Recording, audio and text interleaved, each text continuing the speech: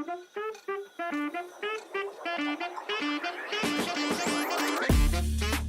everyone, welcome again. This is another episode of Extra Dialogues, but today we are going to queer the SRHR conversation. I am Matana Sambai, she, they. Also, I think that is it for now. Akoth Homa is my name. My name is Wakesho, LGBTQI plus SRHR advocacy. Nyingi kwa hii community. daktari wa kansa. Maybe I should also answer the question.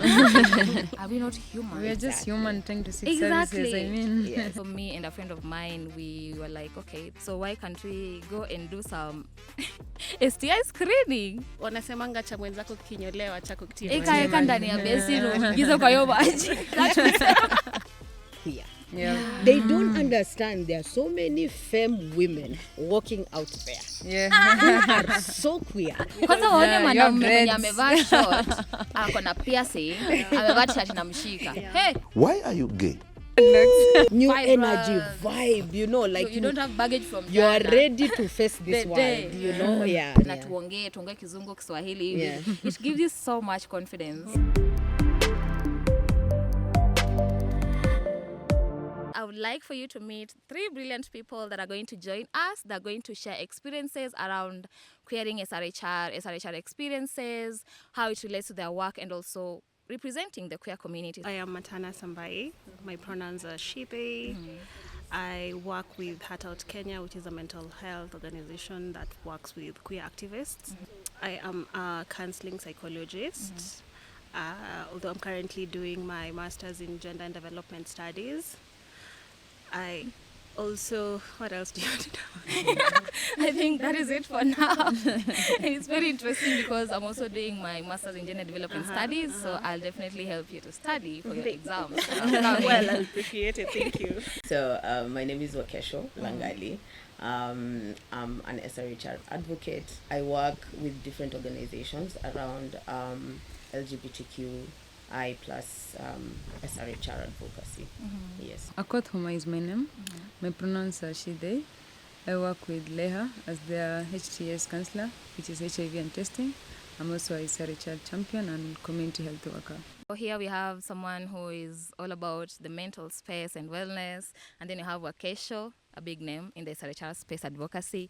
And Akoth, I have personally interacted with Akoth in their spaces as a service provider. So me and a friend of mine, we were like, okay, there's this wellness event, but also they have a clinic. It was at Leha. So why can't we go and do some STI screening? Tukajipea courage, we held each other's hand, and we went there, and then I found Akoth, and it was incredible. I was like, I need to show the world how it feels like to interact with someone like you. Because most of the time we are talking about, healthcare providers, this, that. So today we're actually going to hear it from the horse's mouth. So I'm hoping that we are going to have a really honest conversation that is also going to be solution-oriented.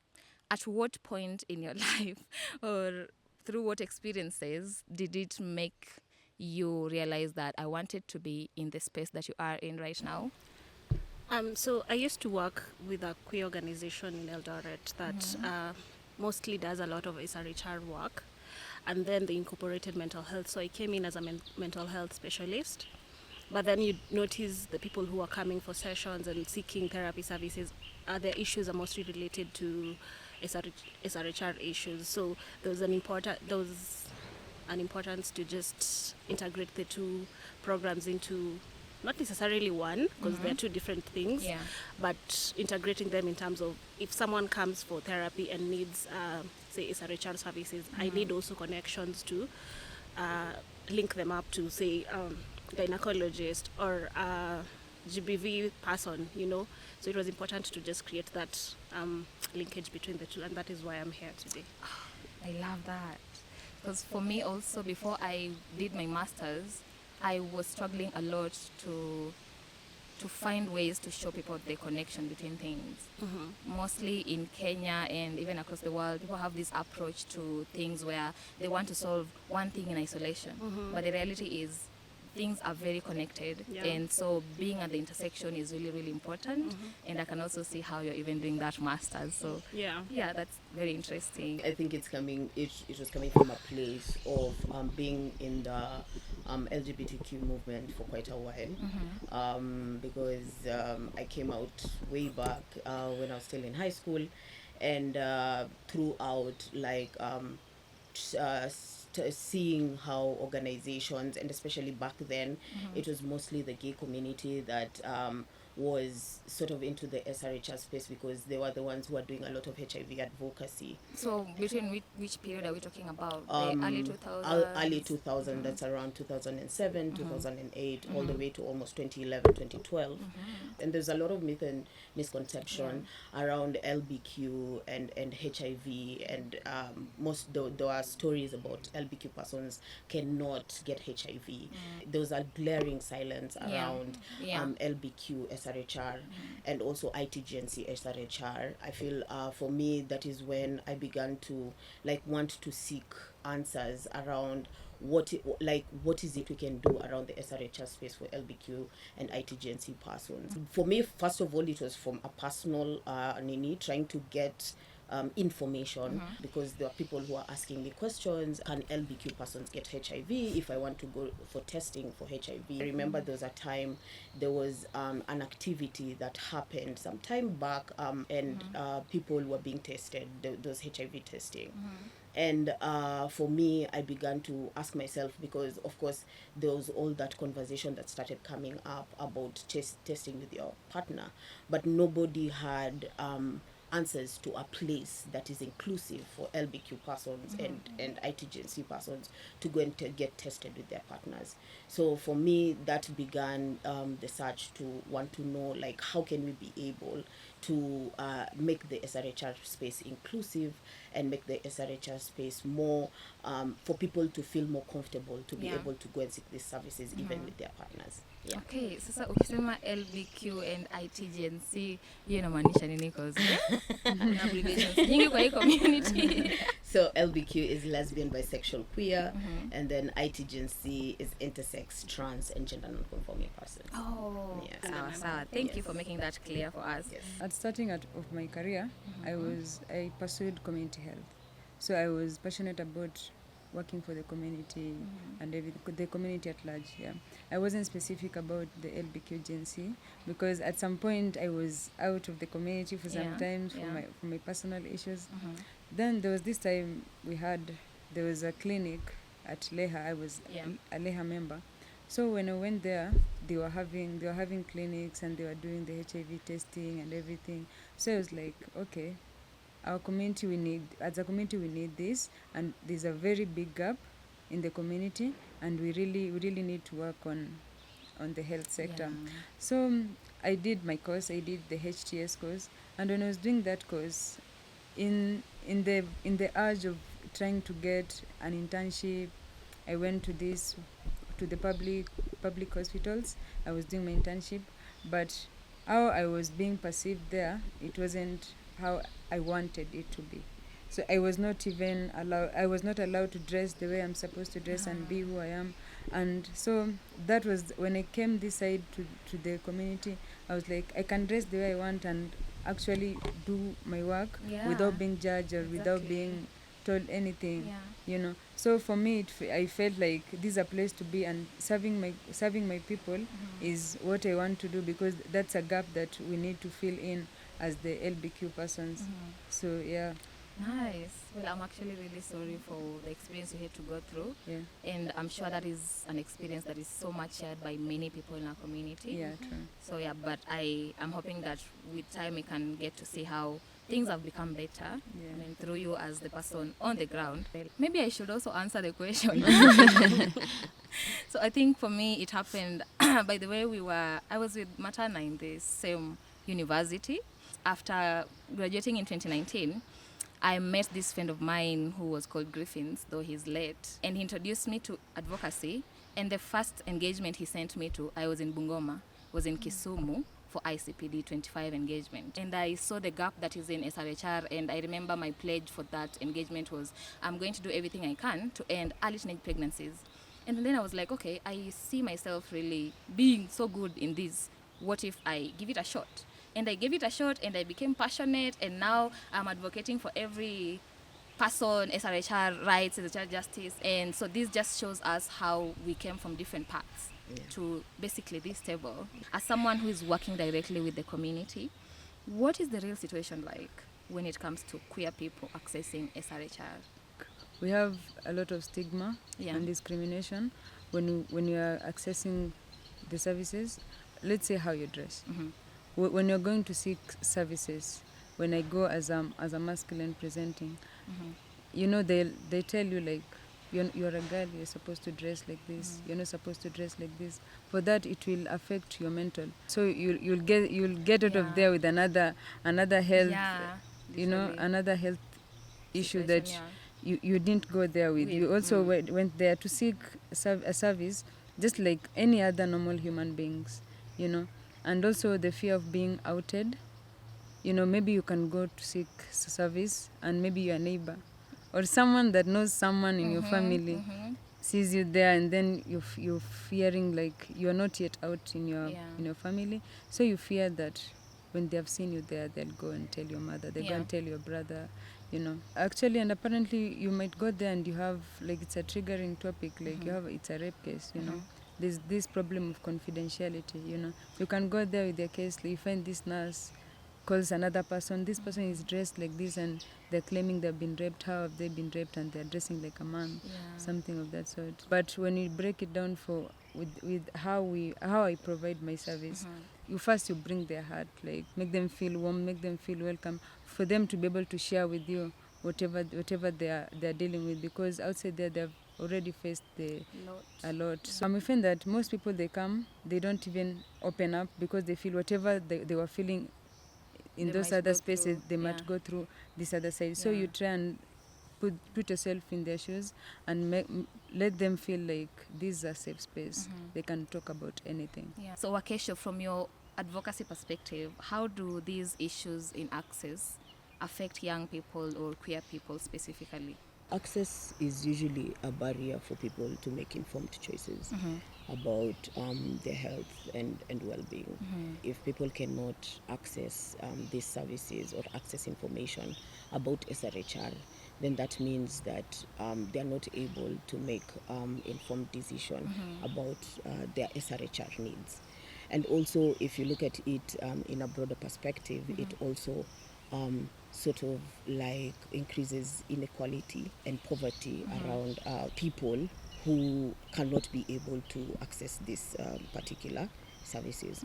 So ideally, if you cannot be able to get SRHR information, we say the level of, for example, pregnancy increases, and there's a lot of STI cases. It also increases, and also the mental health challenges also become an issue, because ideally, if someone gets pregnant, for example, for the young people, when they get pregnant, when they don't want to be pregnant, and then they don't have information around maybe abortion, around safe sex conversations, then that means they are not able to make informed decision about whether they want to keep the pregnancy or they want to abort it. So there's all those conversations around how can I, if I'm not able to access this information, then how will I be able to make this informed decision? One of the worst things you can ever do to someone is take away that power for them to act. About something that is going to affect them and their health and their future. And you take away that voice, you take away the agency to do something if something needs to be done. And you also just take away the autonomy, because it's like, now if this is my body and you want to make decisions about my body, then how is it my body to start with? It actually also silences their voices, because now they're not able to come to the table of decision making, which ultimately leads to, if people are creating policies and having to make decisions around SRHR issues, they are not on the table. So that means their voices are silent. So people just make decisions and policies around SRHR that does not include them. Exactly. How do the challenges that have been mentioned by Wakesho and Akoth, how do they show up in the therapy sessions or wellness sessions or engagements that you have been to? One thing I like to say or believe in is you cannot heal where you are constantly hurt, and this applies in very many aspects of life. So when you look at, you have been denied access to services, say SRHR services, and look at it from a point of, sometimes it's because the institution that you're visiting is, or rather has a lot of people who are judgmental as service providers, or you don't have enough money to take you to a private hospital, say for instance. All of these things are related, because when you and you can see a lot of queer people who don't have jobs, who don't, and especially because of basically how they are presenting. Look at masculine presenting lesbian folks, LBQ folks. Look at ITGNC folks. Most of them are not employed, and they can't have access to SRHR services. So when they come for therapy sessions, in as much as you want to help someone in that moment, some things are connected. You have to go back to the roots and see, how can I help this person access, say, HRT, hormonal replacement therapy services, where in instances that they are denied that, that is for trans folks. How can I help this person access, say, abortion care? How can I help this person access menstrual hygiene products? And when people come to therapy, in as much as there's that conversation that you have, there should be tangible ways of helping them in terms of, okay, so you're in therapy, but also after therapy, how can I help you still go see a doctor and help you with your issue? You cannot always just talk, because also you cannot go back to the very same environment that hurts you.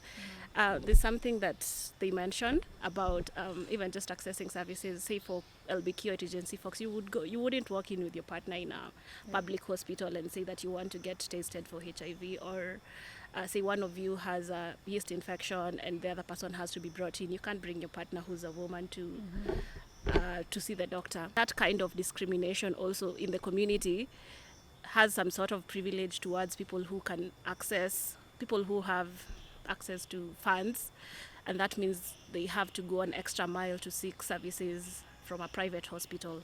Well, ideally you should just walk into any healthcare facility and get served, but you have to walk an extra mile.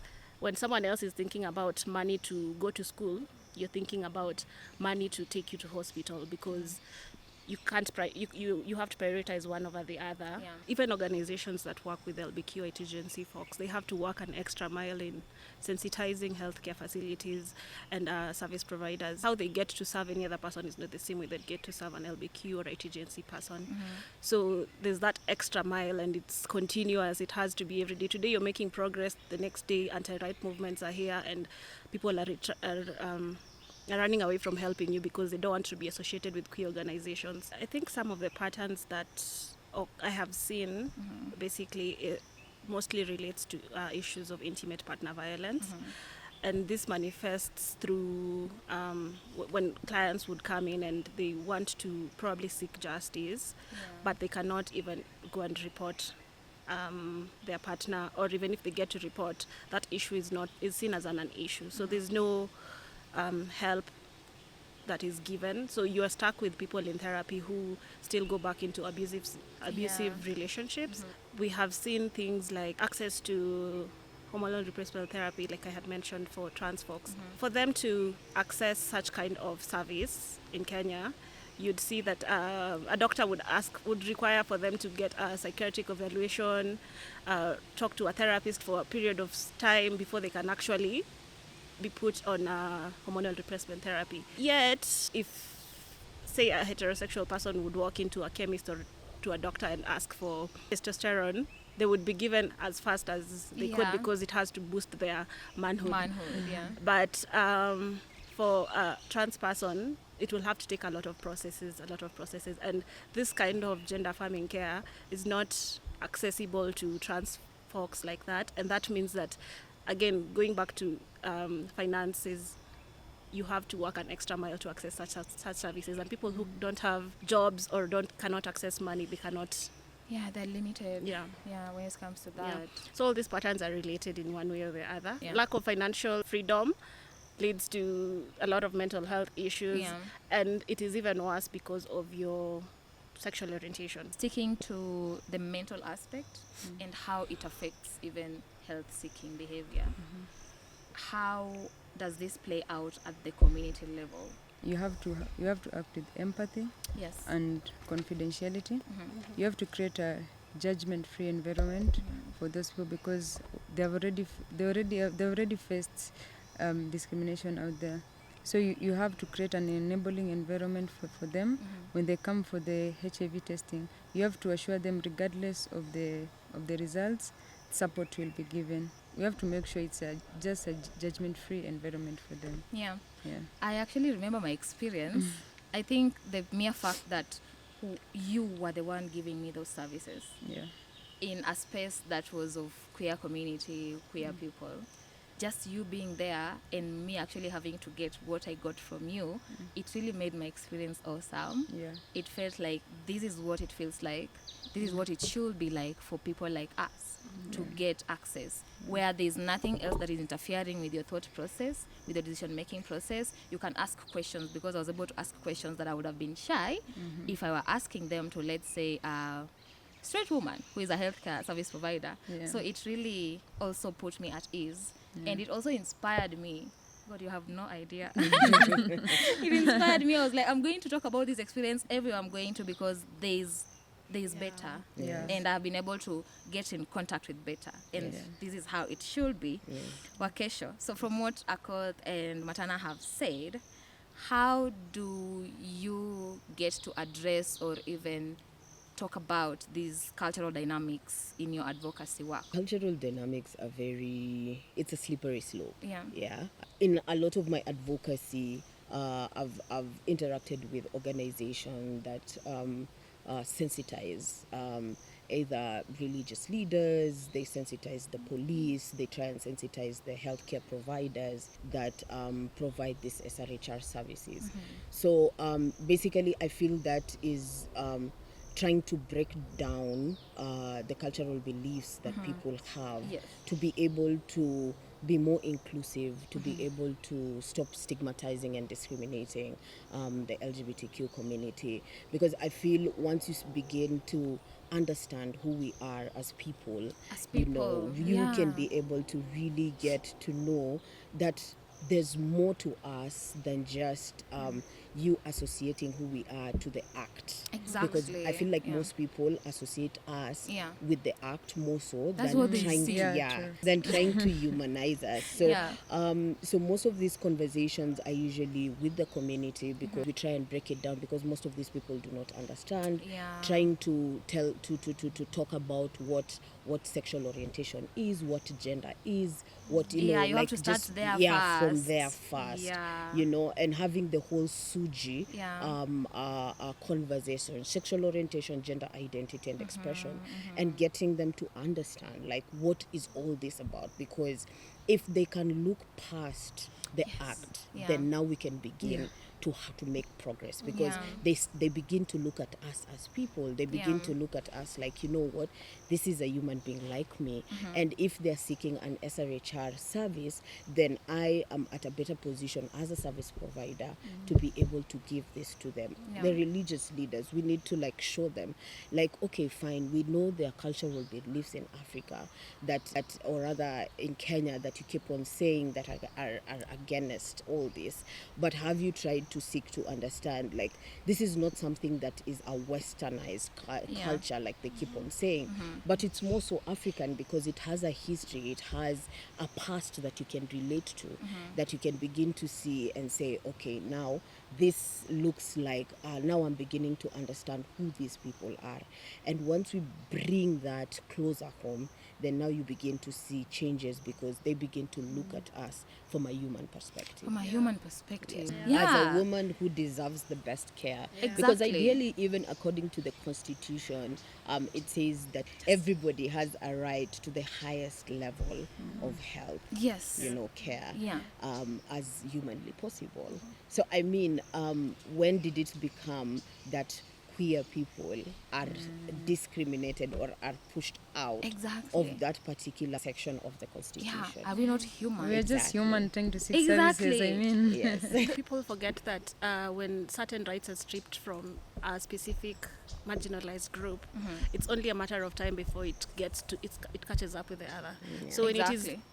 when it is taken out from queer people, the next people it will be taking from its women. The next people Yeah. it will be Yes, taking it could from be its anyone. children. It And could then be anyone. and then we have seen countries that women are not allowed to access any sort of SRHR Or even show their healthcare rights. faces. Yeah. Or even speak.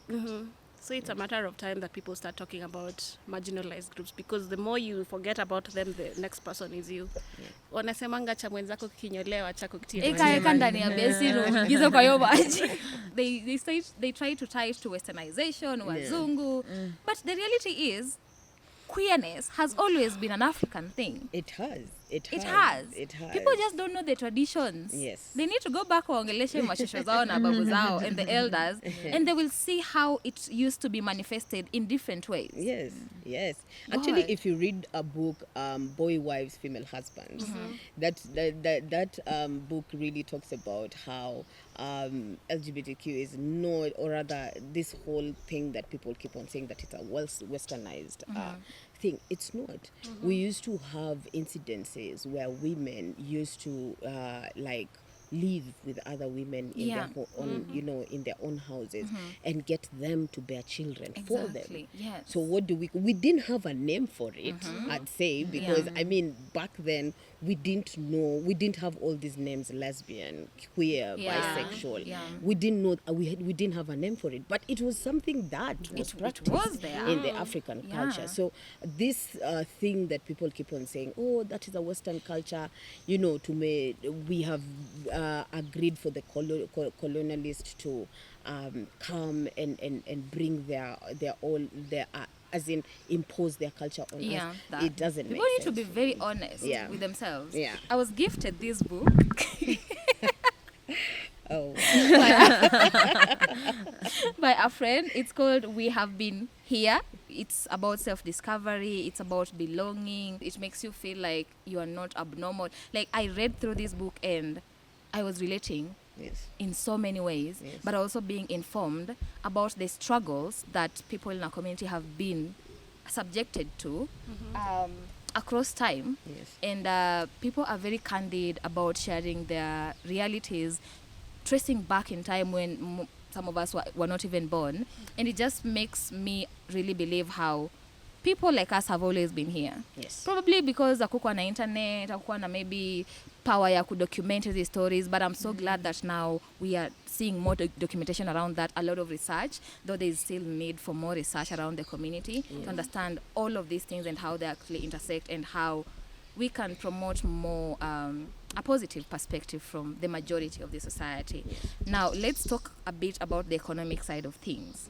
How do you see financial barriers affecting access to SRHR services in the different roles? We have a lot to work on in terms of that, because in accessing services, there's some people, they live far from where they can access queer-friendly services. For them to reach to that point, they have to have transport. And it becomes a barrier. I don't know how we're going to work on that, but that's a very broad thing. That affects a lot of people. Regardless of I feel like they really want that service, they really want to come, but the problem is that transport. How will I get there? How will they get there? And whichever money they get, it's so little. It just can accommodate their basic needs. So unaanza kujiuliza niende hosi ama nikule ama nilale. There's something Matana had mentioned. We have limited donor funding. For sure, it's true, because you get that. For us, we refer for mental health services. We can refer a case somewhere. They can offer treatment at a certain stage.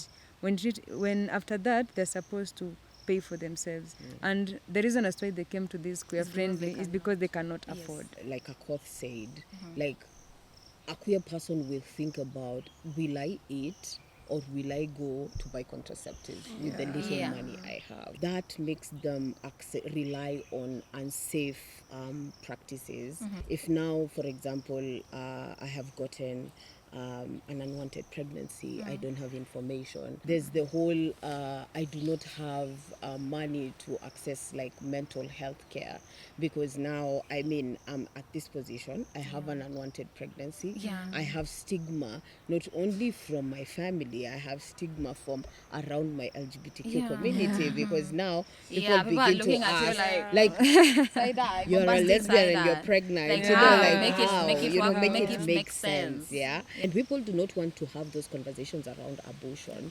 but I mean, it should be an option for anyone who needs to access those services. I remember there's a time that there were conversations around, and please don't ask me where we were having these conversations. I feel it's usually under the table kind of conversations about how to remove a pregnancy at home. So you see, you're given options like chemsha chai ya majani, weke majani mingi, and you drink it while it's hot. There are those conversations, That's you know. very risky. But now, what are we talking about? Because ideally, if you do that in your home, you end up overbleeding. Then what Yes. happens? You Like, see, did you think past? yeah, did you think yeah. past all that? Yeah. And for me, I feel like all this is because I am not able, I'm not financially able to go into a private institution and tell them I want an abortion and, you know, like, let's do this and then I can pay for it. They All give you that, quality care and all that. So what does it make us do? It makes me go back and now rely on these unsafe Traditional, practices, yes. traditional practices, which this person can end up dying. Anything can You happen. know, There's no can end up guarantee. losing their womb. Yes. There's so many things That that could come happen. out of unsafe abortion practices. Honestly, financial barrier is a big obstacle. It is, always. Even with young General people out public, there, yes. the economic situation also in Kenya does not even allow us to Nikubali. be to even like Jameni. choose our health. And afford those luxuries You know, to just survive and looking be for home alive. remedies. Exactly, because ideally, back in the day, even for the general public, NHIF was working. It wasn't 100% foolproof, but it was working. But right now, SHIF is not like literally haifanyi kazi. You get, like, it is at a point where even a common mwananchi cannot even seek services. Mtoto wangu ni mgonjwa, nimempeleka hospitali, nataka ende angaliwe what is wrong. Nothing. Not like, it's either you have money or you don't. Or you don't. You Now, get? before upate hiyo pesa, Yeah, and na before you, usustain because your- so many people are living hand to mouth, Yeah. if we're being honest with each other. So financial barrier does not just only affect the queer community, but also the young people at large. Yeah. Yes. And tunaweza ona how that happens in our daily lives. Yes. Sometimes unaweza kuwa na mtu mwenye ako na domob, anaweza kufanya afford life unataka, na because wewe unajua station yako venye iko iende kuimprove soon, hata kama that person is not giving you the conducive environment for a relationship to be healthy, sometimes someone is forced to stick there in the relationship. So it brings issues that are related with power dynamics, power imbalances, and even just me being confident when natembea huko nje.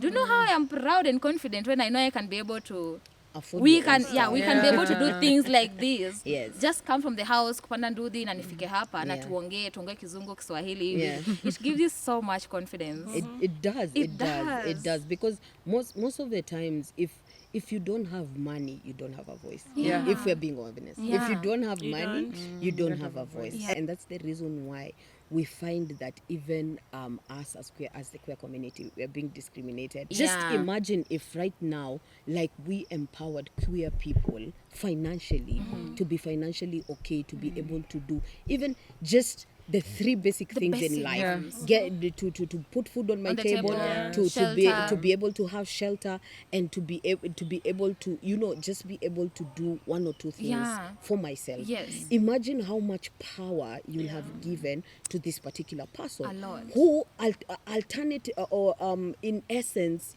that also brings up the conversation of now they have. If I have food in my belly, then I can go out there and start pigaing makelele Yeah, for you know what, that like bit. I want to start, Yeah. you know, I want the political nini I want to be change. part of the You know, process. I want to be part of the process. Yeah. I want the policy to change. But if I'm hungry, if I do not have a place to sleep, where do I get the strength? Do I even think that I have rights as a human being? Because even when you don't have money, you feel like even your rights as a human being no longer exist. True. You know, so yeah, so ideally I feel like financial capability goes a long, Goes a way. long way. It affects everything. Yes. Yeah. It affects mental health, it Yeah. affects spiritual health, it affects physical health. Yes, it You can be does. able to take care of your body. So you don't have a voice, you cannot belong. Yes. Oh my Lord. And you see how even donors just fund organizations to, again, back to limited funds. Yeah. Things like sustainable plans that Yes. queer people have, and say, for instance, someone wants a funguliwe salon, but the organizations can't do that. The most they can do is offer trainings for Economic- economic financial training, skills financial exercise, skills training. yeah. But after that, how is that helping me Exactly. if I don't have even the slightest, say, 10,000 shillings to start The up capital, something? yeah. Yeah. There's one thing, myths and misconceptions. Yes, please give us all of those. Break it down to us, give us facts. You know, as queer people, we have a lot of myths and misconceptions out there regarding HIV. You know, HIV. When you're a lesbian, when you're a queer person, you cannot get HIV. Those are the things that those are People believe that. they do.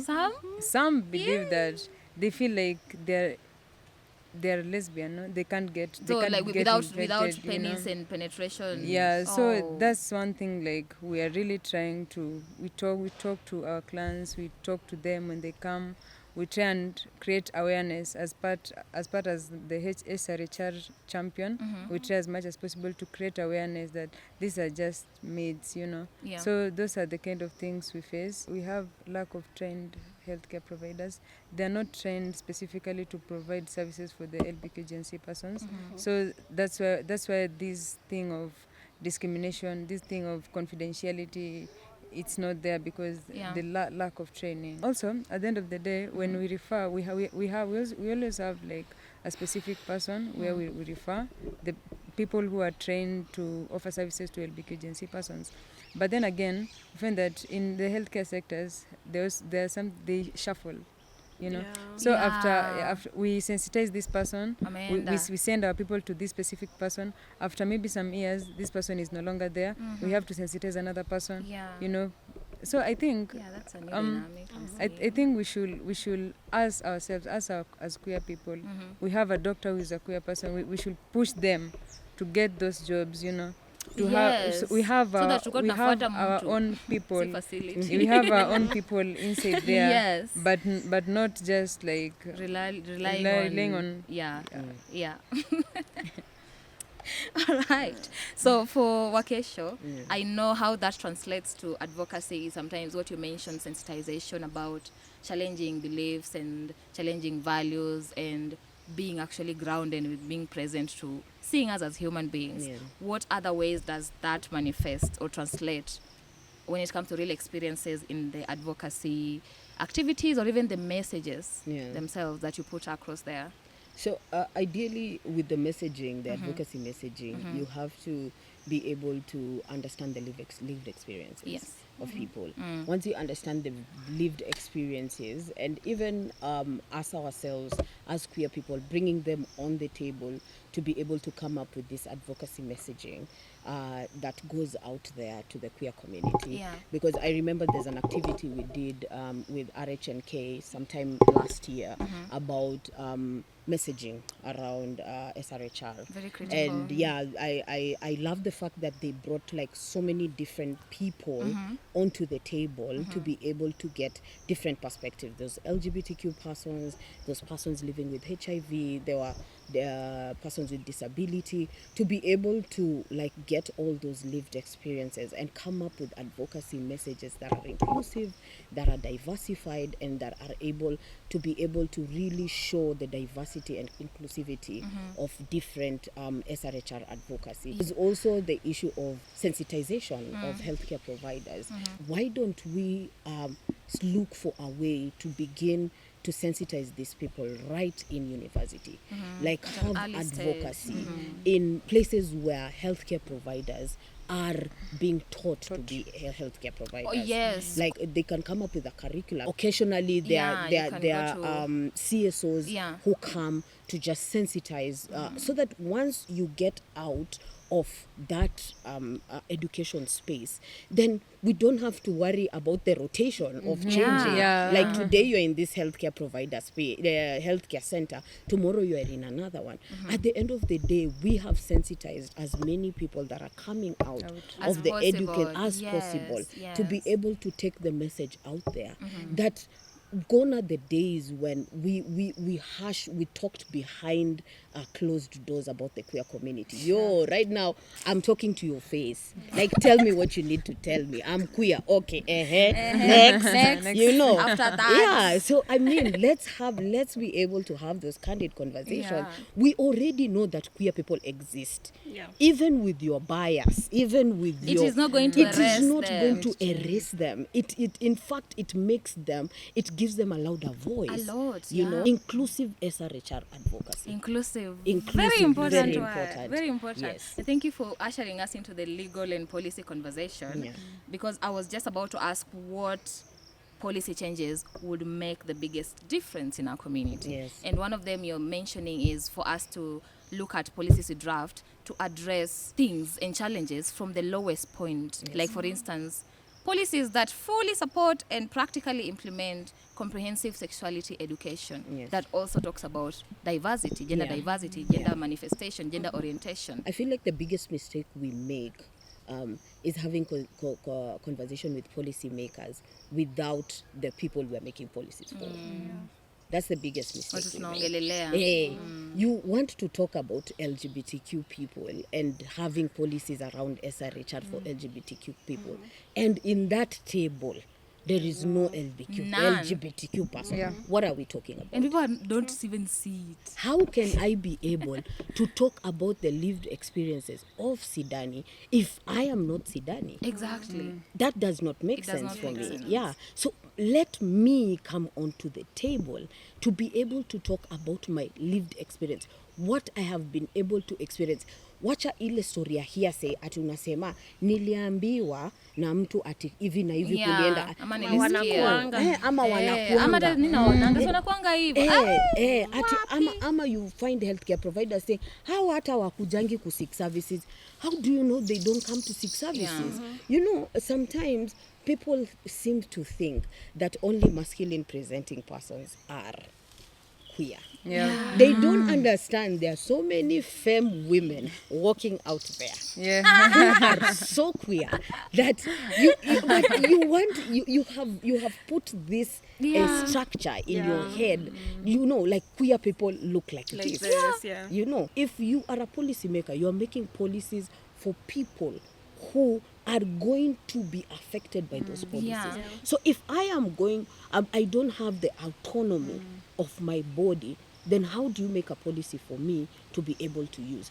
I want to be able to use How is it for me if it is not even based on evidence? Exactly. Also the trickle-down effect, implementation. I feel like that is usually like something that people do not consider. Kuna policies mingi zimejengwa huku juu. National government have many policies.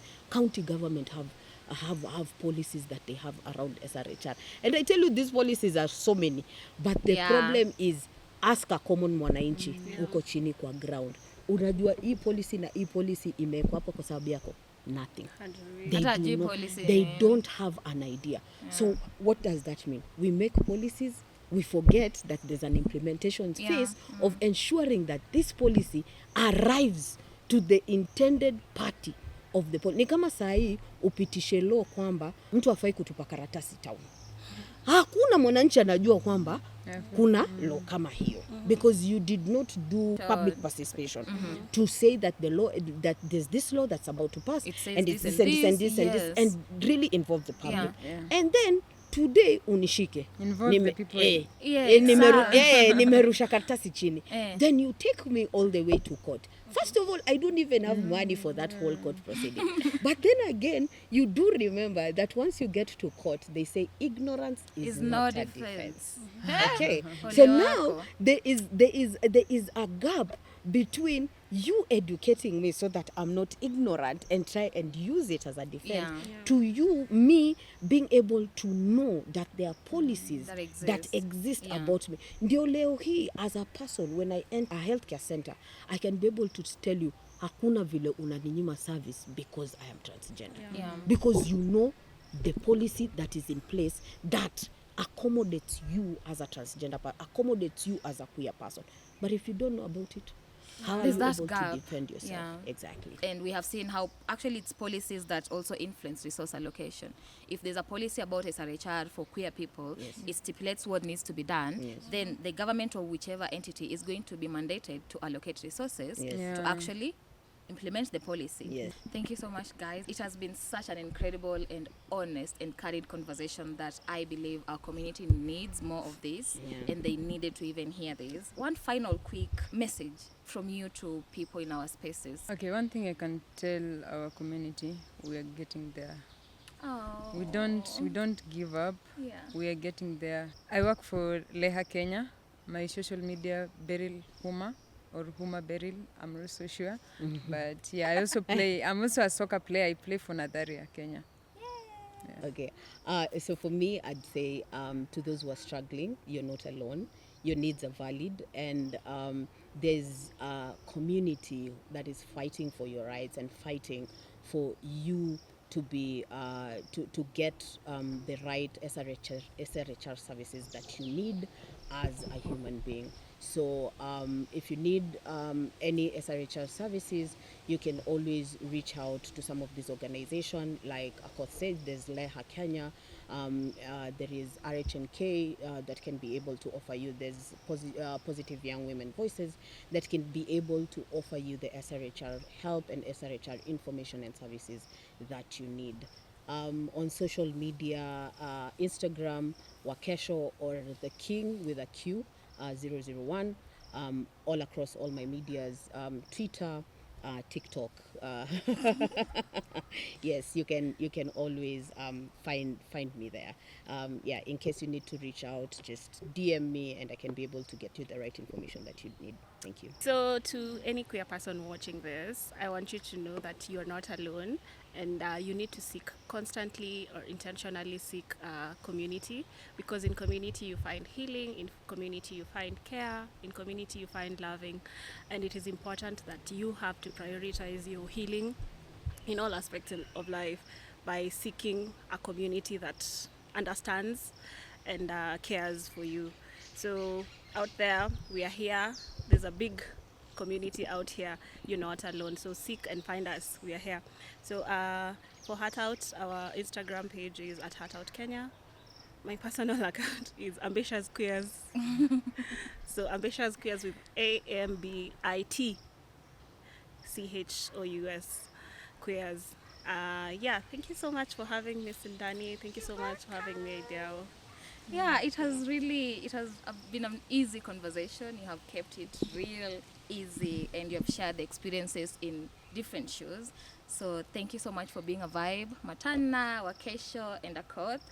And to everyone who is listening and watching us from wherever you are, we just need you to remember that your health matters, your experiences matter, and there are people, us, and others out there, and organizations who are always ready to support you. If at any point this conversation resonated with you, or you have experiences you want to share with us, like our video, but also you can go ahead and comment on whatever you need us to know about, or maybe we can invite you for another session like this. But we are always open to sharing experiences and hearing about your experiences and how you receive our content. So please don't forget to subscribe, and please check out Idea O Organization on Instagram, on Facebook, and on Twitter. Just type IDEAO.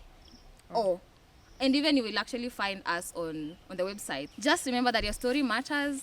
Keep it safe, stay informed, and remember, you are not alone in this journey. Like everyone has said, we are here for you, and you can always find us. It's a global village nowadays. Thank you so much. It has been a pleasure. Keep following our content, keep following our work, and we'll keep bringing you informative, entertaining, educative, fun content and people to look at. Until next time, it has been a pleasure.